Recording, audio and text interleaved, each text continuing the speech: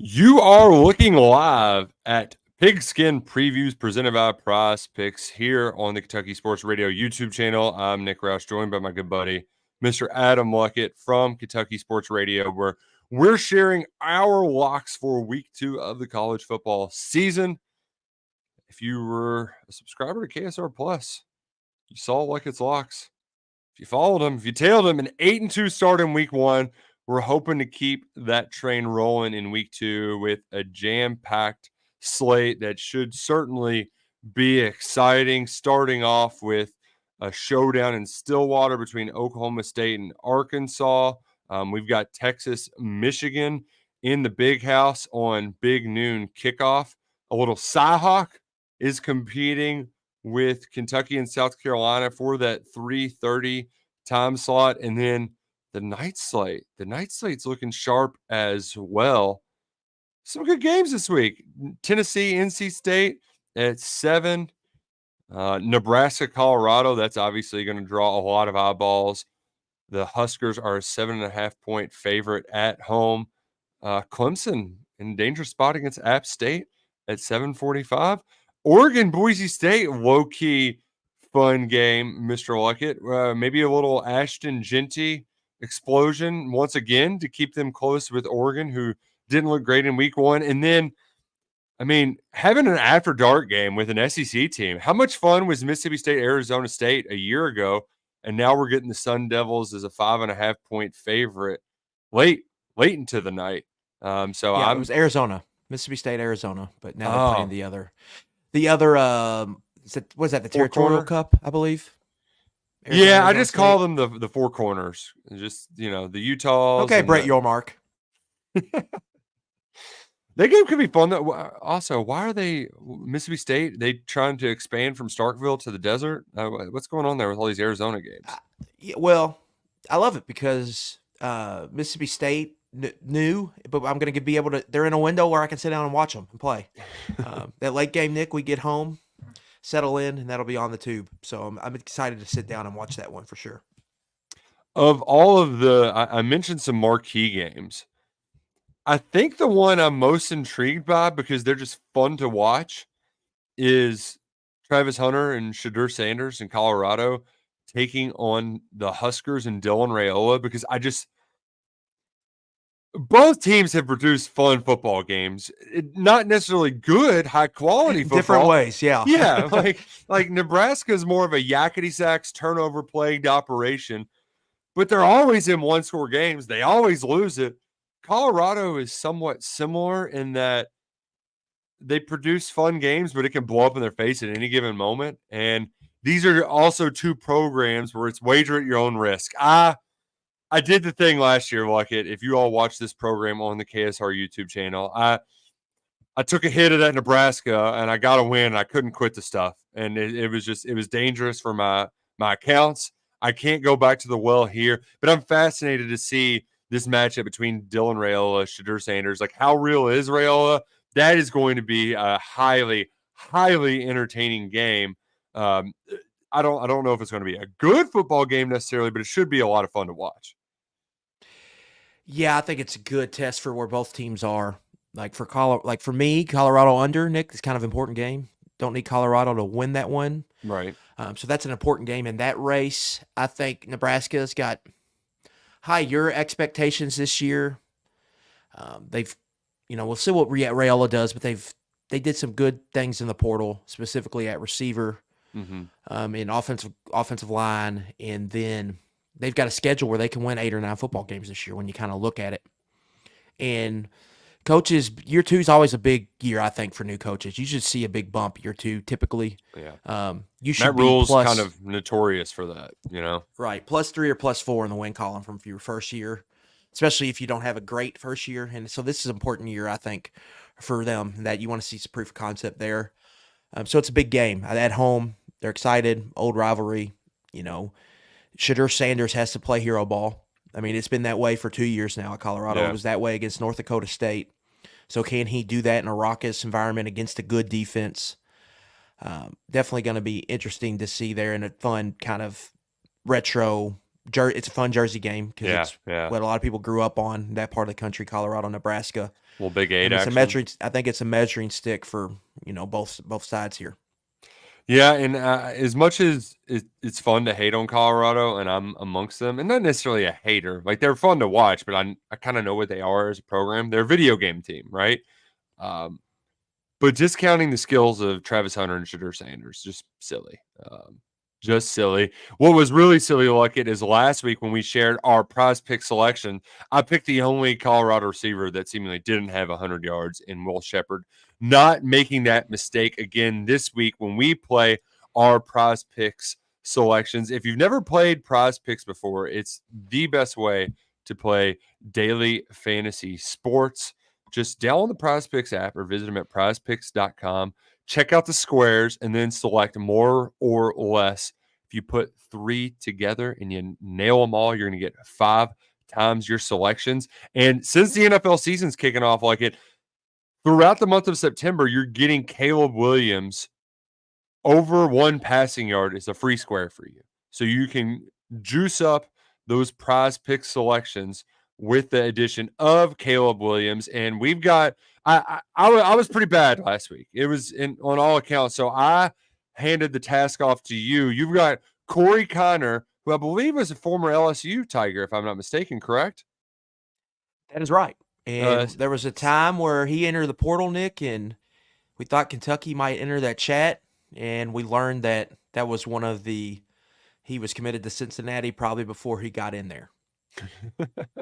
I believe and those who followed the Luckett's Locks column, Nick, last year, join KSR Plus. Take advantage of our 50% sale right now. 8-2 rip last week. We'll have 10 picks up there later. Corey Connor was a popular prop play over rushing yards for us last year. Oh, cashed a lot. So we're going back.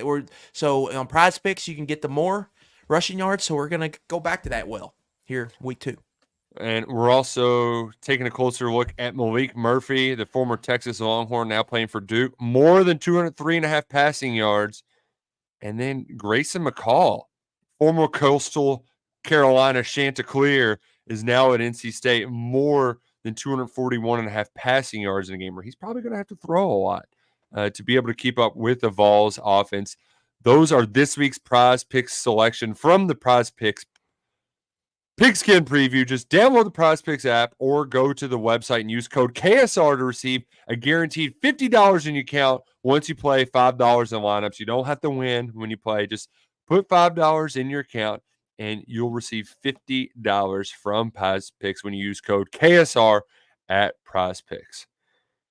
Let's go ahead and get into the selections where I believe it might be my first pick off the board. It's actually not. It's not. That was not my first pick, but I'm going to that NC State Tennessee game. But my first pick is staying in the SEC, where we're going on the road to Stillwater.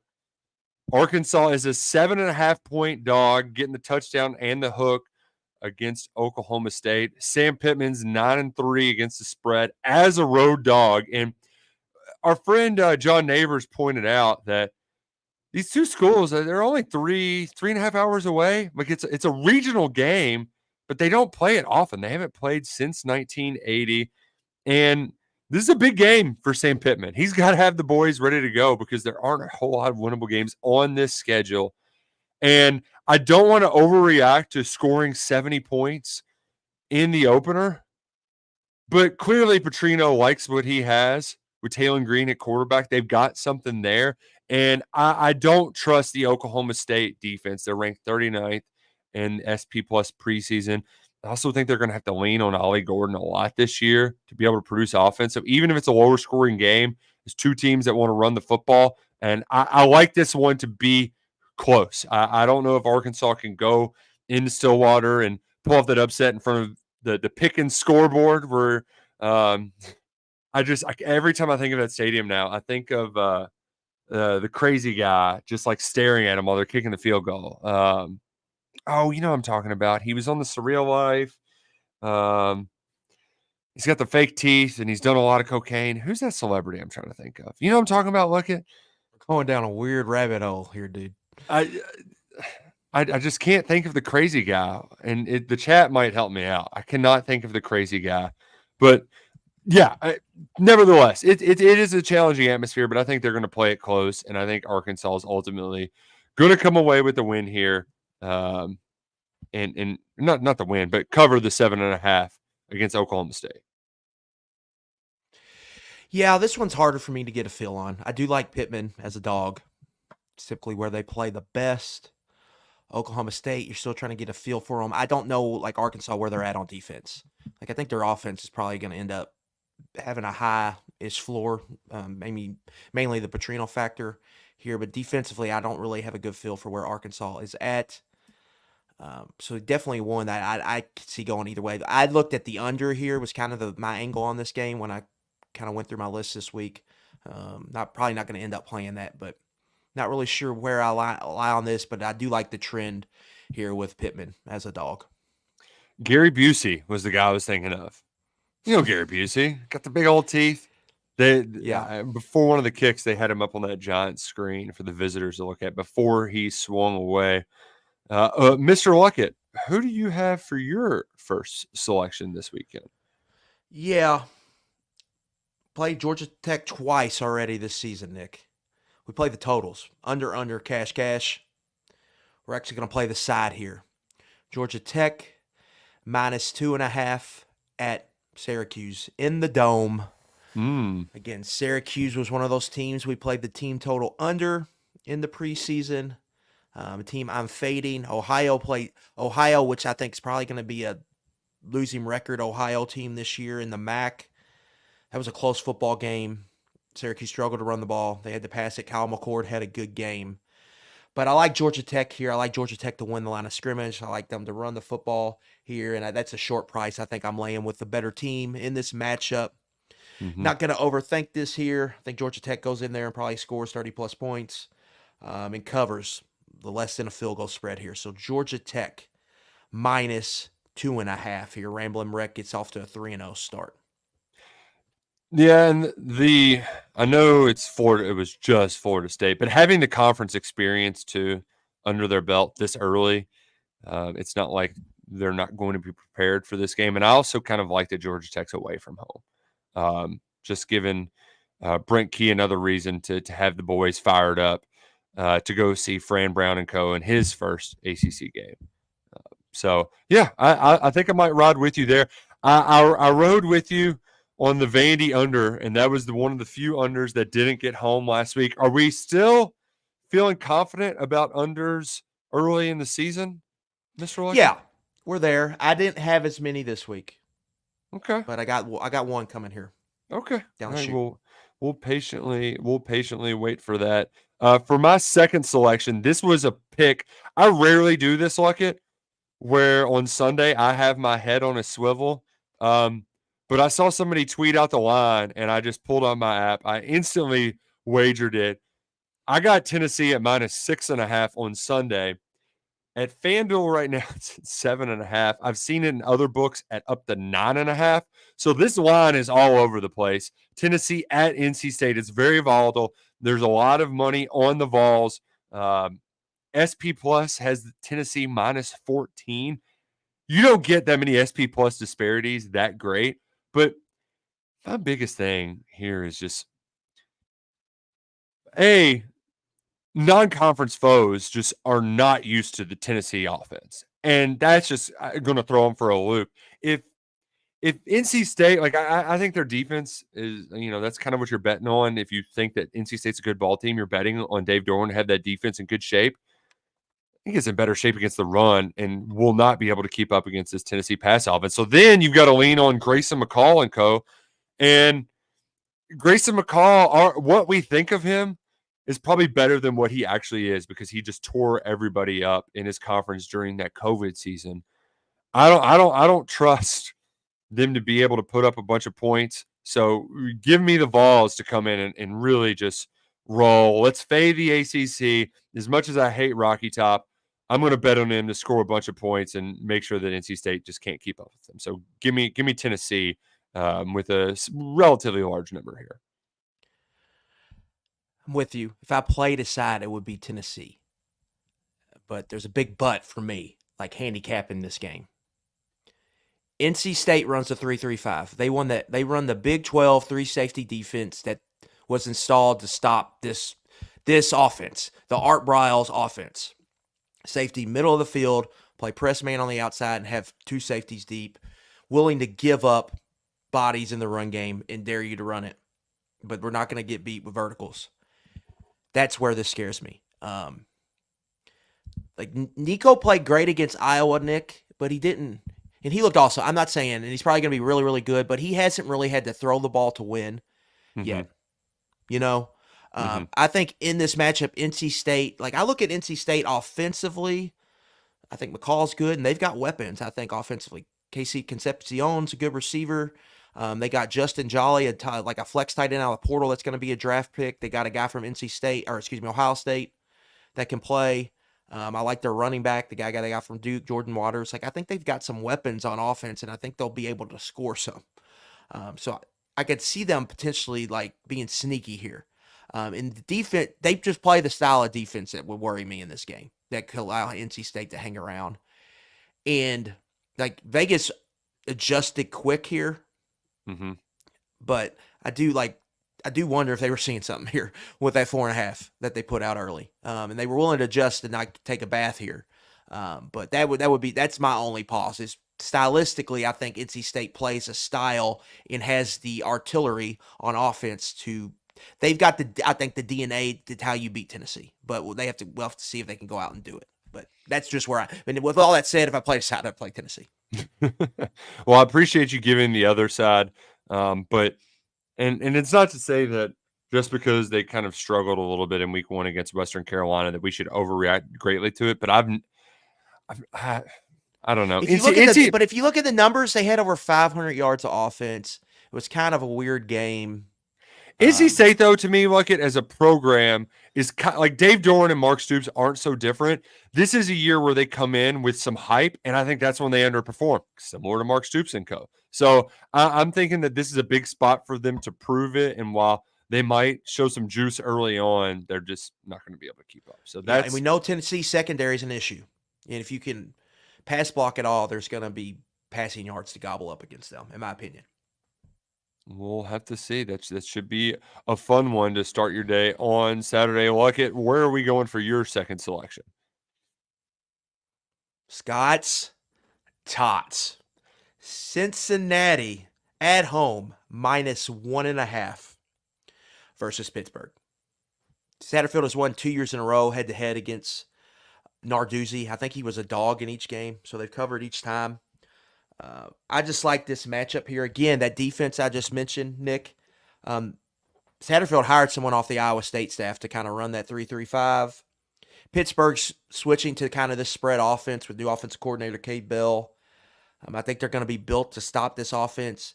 And last week they always can run the ball with Satterfield, but they threw for over 300 yards with Indiana transfer Brendan Sorsby, who did some good things, I think, in a couple starts last year. Again, I like this matchup. Satterfield's had some success against Narduzzi. Pitt's a team I was kind of fading in the preseason, while I think Cincinnati can get to a bowl game this year.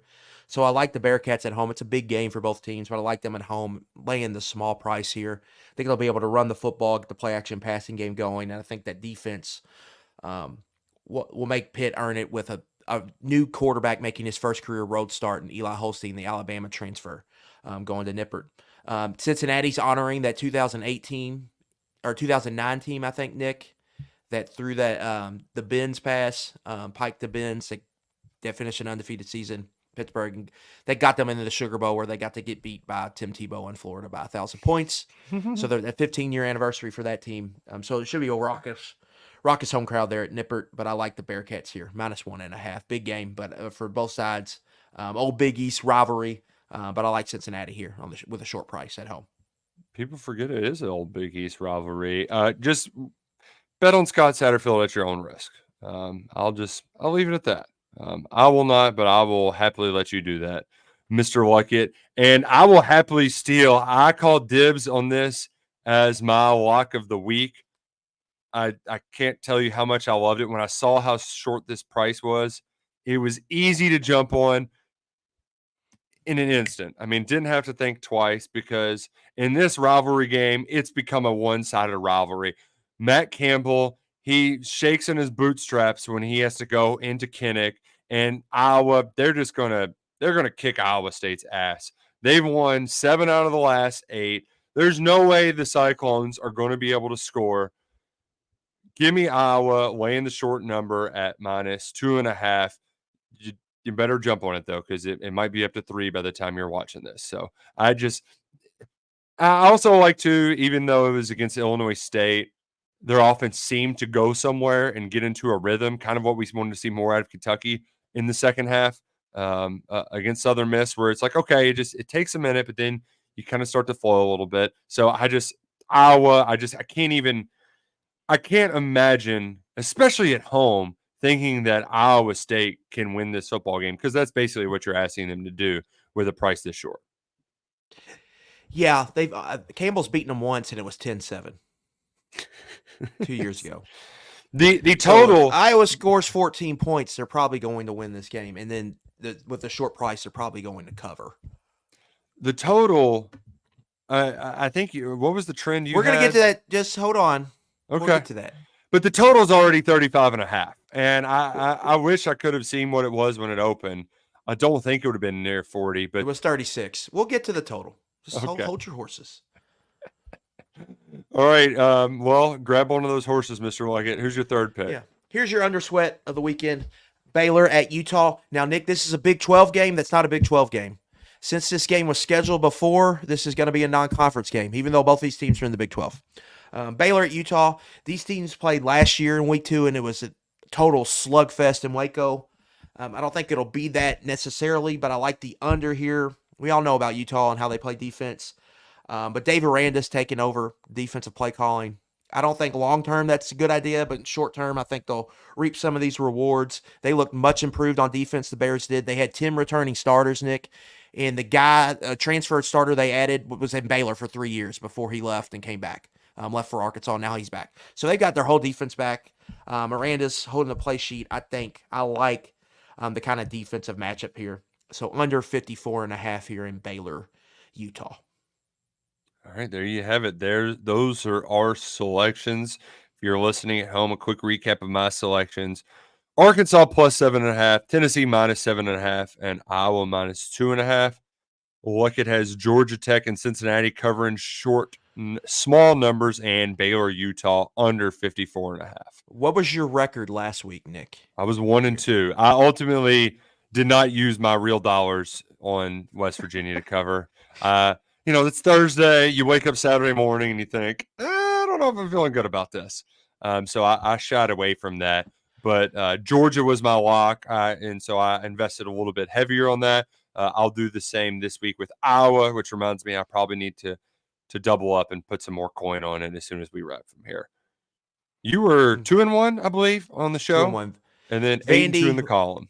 Vandy was the only miss. Eastern Michigan cashed for us, and then Georgia Tech under. So are we going back to Eastern Michigan plus 25.5 at Wazoo? It feels like you'll have to read Luckett's Locks tomorrow. It feels like that. It's a lot of points, but it is Washington. I don't know. I'm going to have to read Luckett's Locks tomorrow. You told me before we went live on the KSR YouTube channel that you had some degenerate this or that's to pick from to end the show. So what do we got here to end the show? Yeah, every Friday at KentuckySportsRadio.com, I post college football cheat sheet, which is your preview for the weekend. We got schedule, we got gambling content there. We've got I'll go through the top 3 or 4 games, and then I'll hit tidbits of other games that I think are significant. But we have a degenerate under of the week that we place every there, which is the lowest total in a power conference game. This week, Nick, we've got 3 candidates. All totals under 40 points. Oh, okay. All featuring, you'll never believe it, Big Ten teams. No, I'm shocked. So would you rather, which under would you play if you had to pick one? Duke at Northwestern, Friday night, under 37.5. Iowa State, El Assico, Cyhawk, under 35.5. El Assico. Greg Schiano versus Joe Moorhead. Akron at Rutgers. Under 38.5. Which under, if you had to play it, if you had to risk a sizable amount of money, Nick, got to place a wager, which under are you willing to ride? And that's tough because Northwestern didn't. That was gross what they put out there. Their in week offense is one. gross. It was gross last year. It's gross this year. The thing is like having Malik Murphy, just knowing that he showed something during his brief time at Texas makes me think he can score some points, but they only had 26 against Elon. Yeah, but they moved the ball somewhat efficiently. They just didn't finish drives, if you kind of dig into that game. I hate to do it because I want to believe in this new revamped Iowa offense, but it's got to be the Cyhawk. It has to be. It's the shortest of them all, but if I'm going to play a degenerate under, just go. History tells me that when in doubt, play Iowa under. So I'm going to have to side with Iowa and Iowa State as the degenerate under of the week. Nick, the Cyhawk, let me pull it up here. I had it out earlier. Find it. I think it's the under is 17-2 in the last 19 meetings between Iowa and Iowa State. Unreal. That's unreal. Now there is another trend rolling in a Big Ten game this week. Let me find it here. This is great radio. This one's actually 43.5, but the under is 9-0 since Maryland joined the Big Ten in the Maryland-Michigan State series. So that's another one to consider. 43.5 is that number. But for me, like, Duke's offensive coordinator came from Rhett Lashley's tree. And Rhett Lashley's a little bit different than Gus, where they've more vertical shot, where they've taken some stuff, I think, from the Baylor offense. Tempo, I worry about that one because I think Duke could just score 24 points, and then you get in trouble there. Iowa State, I do worry a little bit about, like, if Iowa's offense is just competent, like, if they got to 24 and won the game, then you're in trouble. If Iowa State 24-14 is an over there. So I would worry about that. To me, I would go ahead and take Akron Rutgers. I watched a little bit of that Rutgers game last week. The offense stinks. Poor guy. They're gonna run the ball a ton with Kyle Monangai. Ethan Kaliak-Manis struggled, but their defense is really good.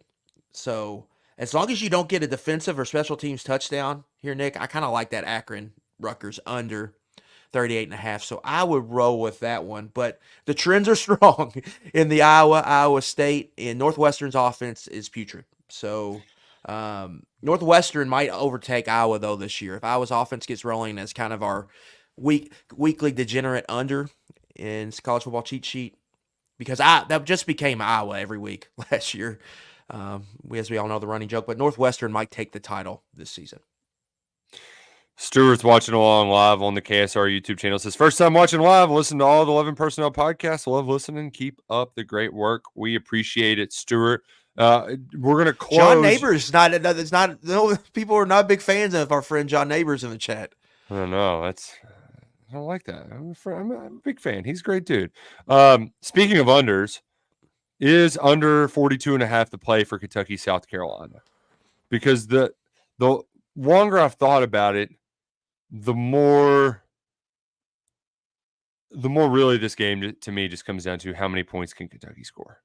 Like, do they have to labor to generate points?